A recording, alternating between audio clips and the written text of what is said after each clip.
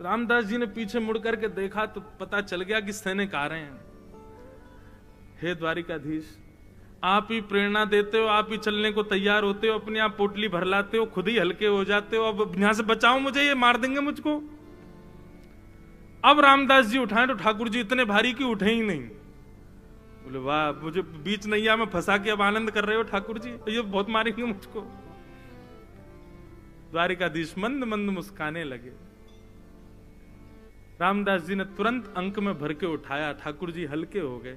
तभी एक बावड़ी, एक कुंड जैसा पड़ा पास में, तुरंत ठाकुर जी को लेकर के भीतर नीचे गए और एक सुंदर कुंज थी, उसमें ठाकुर जी को विराजमान कर दिया। लौट करके आकर के बैलगाड़ी में बैठ के चलाने लगे ताकि पता चले कि कुछ नहीं है इसके पास। सैनिकों ने आकर के घेर लिया।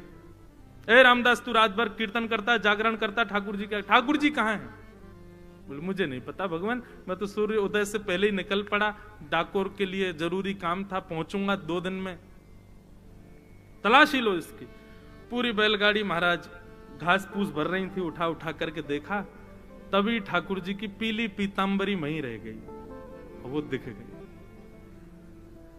रामदास जी बोले ठाकुर जी, जब हल्के हो गए थे, पोटलियां भी सब उठवाई ली, तो पीतांबरी काय को छोड़ी? हम तो मानव हैं, हमसे तो गलती होती, आपको तो सब पता था। तो जबरदस्ती ठाकुर जी ने ऐसा करते हैं कि हम संकट में पड़े। अब तो महाराज बंदी बना लिया उनको, खूब पिटाई करी उनकी। कहां है ठाकुर जी बता? नहीं बोले। बोले अब तो भली मेरे प्राण निकल जाएं, प्राण निकल जाएं तो ठाकुर जी वापस द्वारिका जाएंगे, और प्राण जीवित रहे तो अब तो डाकोर जी ही जाएंगे। ठाकुर जी निकले हैं तो पूरा गंतव्य पूरा करके ही पहुंचेंगे ठाकुर जी। जब बहुत मारपीट करने लगे, तभी महाराज नीचे बावड़ी में से गुंजायमान आवाज प्रकट हुई। अरे मूर्खों, क्या कर रहे हो? उसको मत मारो, देखो उसको तुम पीड़ा दे रहे हो, लेकिन यहां पर रक्त मेरे आ रहा है। सबने बावड़ी में झांक करके देखा तो जितना जल था बावड़ी का, सब रक्त वर्ण का हो गया।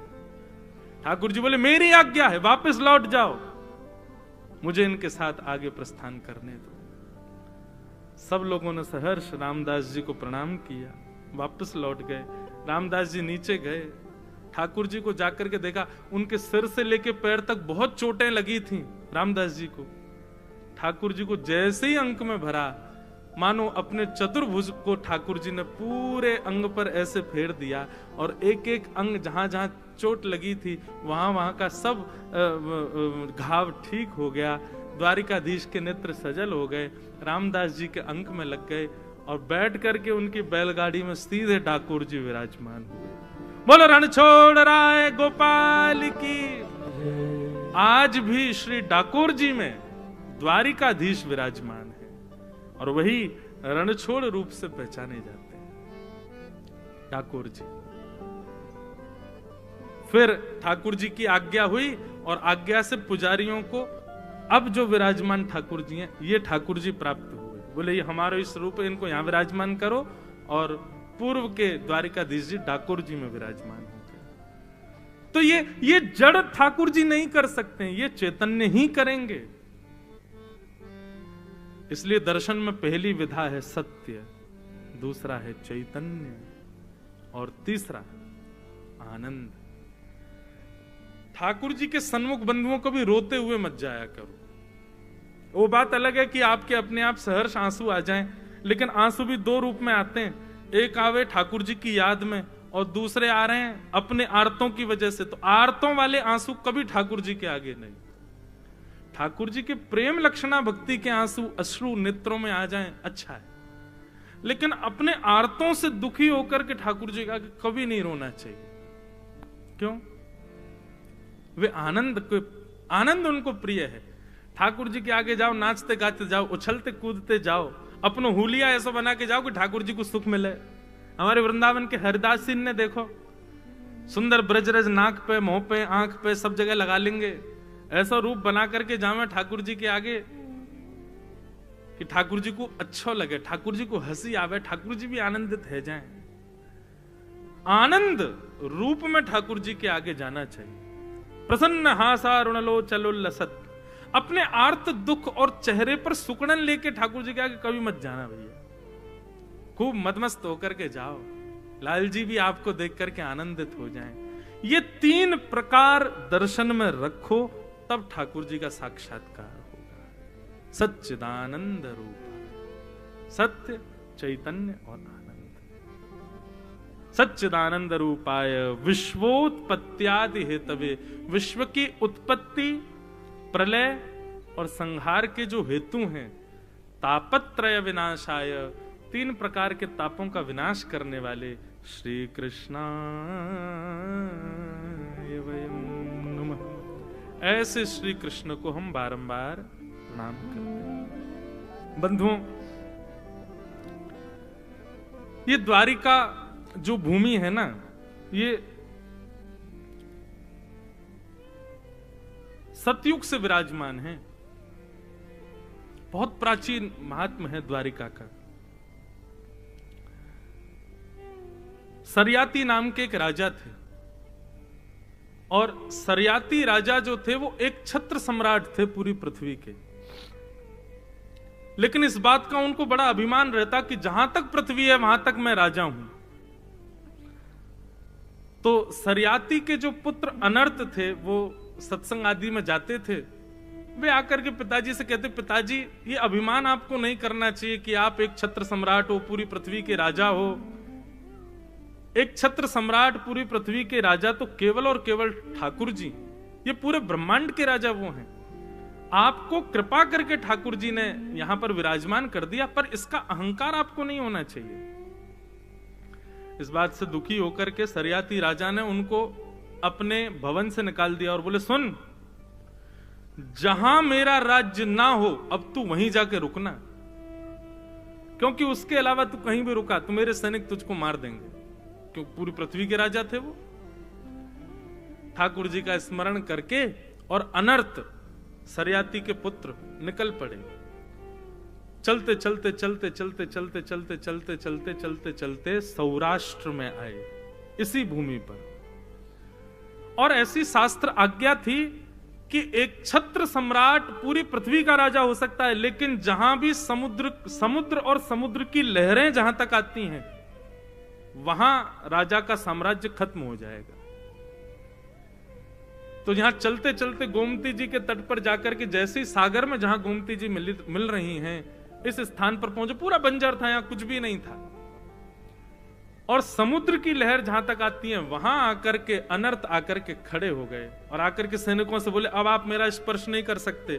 शास्त्र आज्ञा है, जहां तक समुद्र की लहरें हैं वहां किसी राजा का राज्य नहीं होता, अब मैं यहीं रहूंगा। और वहां बैठ करके उन्होंने जगत नियंता जगदाधार का स्मरण किया। अनर्त ने भगवान का खूब स्मरण किया।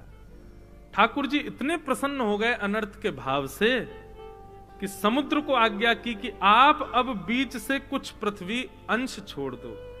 और समुद्र ने इस भूमि के कुछ अंग को भीतर जो समुद्र में डूब चुका है, ये भगवान की स्वधर्मा सभा थी बंधुओं, जहां हम बैठे यहां भगवान सभा करते थे। बेट द्वारिका को कहते हैं, वो ठाकुर जी का निज महल था। बाकी प्रॉपर द्वारिका जो पूरी स्वर्ण की आदि थी वो सब एक ही थे, लेकिन उसका मुख्य अंश जो था वो समुद्र में विराजमान है। उसका एक कोना यह है, एक कोना बेट द्वारिका है। तो ये सब अनर्थ की तपस्या से यहां प्रकट हुए, ये पूरी भूमि प्रकट हुई। और अनर्थ के पुत्र हुए रेवत। रेवत यहां के राजा हुए।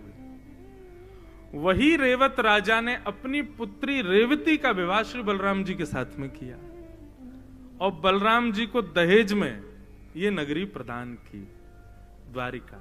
एक कथा ऐसी आती है। दूसरा भाव, ठाकुर जी ने प्रसन्न होकर के अनर्थ से इस पृथ्वी को प्रकट किया था। तो जब भगवान रण छोड़ करके भाग रहे थे, कथा आती है ना भागवत में कि जरासंध राजा ने 17 बार चढ़ाई की मथुरा पर।